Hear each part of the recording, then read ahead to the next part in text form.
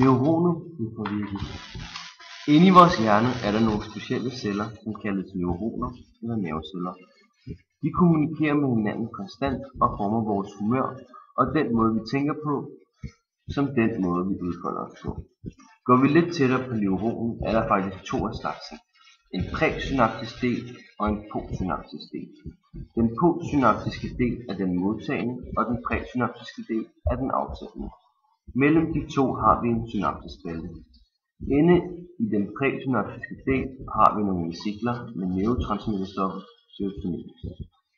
Det der sker er, når der kommer en elektrisk impuls ned igennem neuroner, er at vesiklerne bliver aktiveret og bliver transporteret ned til neuronens membran.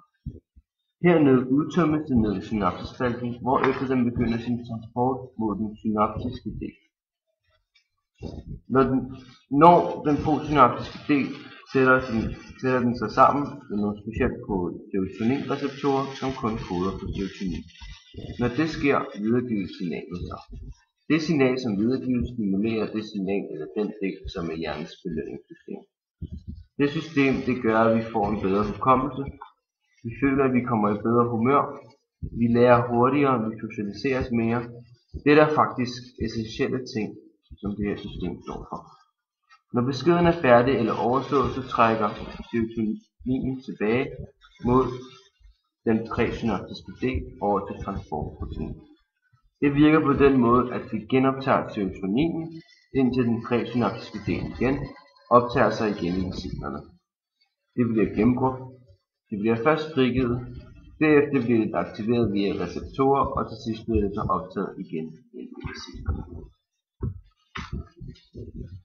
Nu snakker vi om en person, som er blevet påvirket af ecstasy.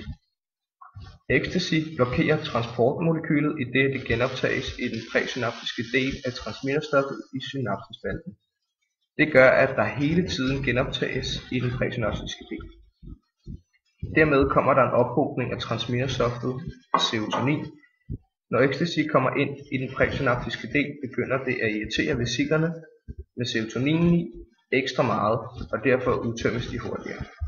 Dette resulterer i en endnu større ophobning af transmitterstoffet i synapsespalten.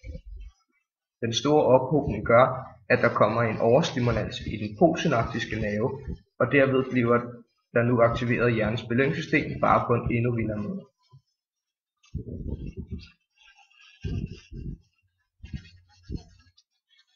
Dette gør, at man får reduceret appetit, man får en bedre opfattelse af sine omgivelser, man har en følelse af stimulans i forhold til ens følelsesliv, og man kommer i godt humør.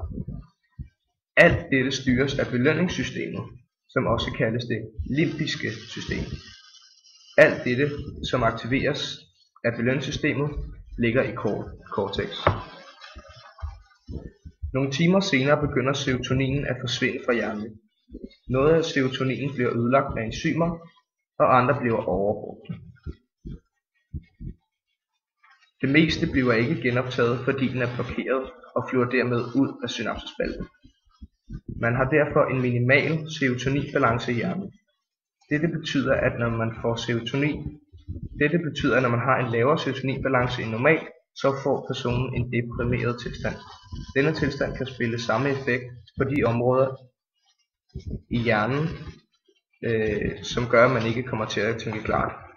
Man kan få hypothermia, som er unormalt lav kropstemperatur, idet kroppen begynder at ophede sig. Man dehydrerer, man får koldsved, man ændrer adfærd, og man tænker anderledes og gør ting, som man ellers ikke normalt ville gøre, hvis man ikke var påvirket. Man får tics, såsom at bide tænder, man ikke kan sidde stille. Til sidst er der ikke flere transmitterstoffer tilbage, fordi de enten er blevet ødelagt eller ryger ud af synapsespalten. Dette betyder, at du får endnu en deprimeret tilstand.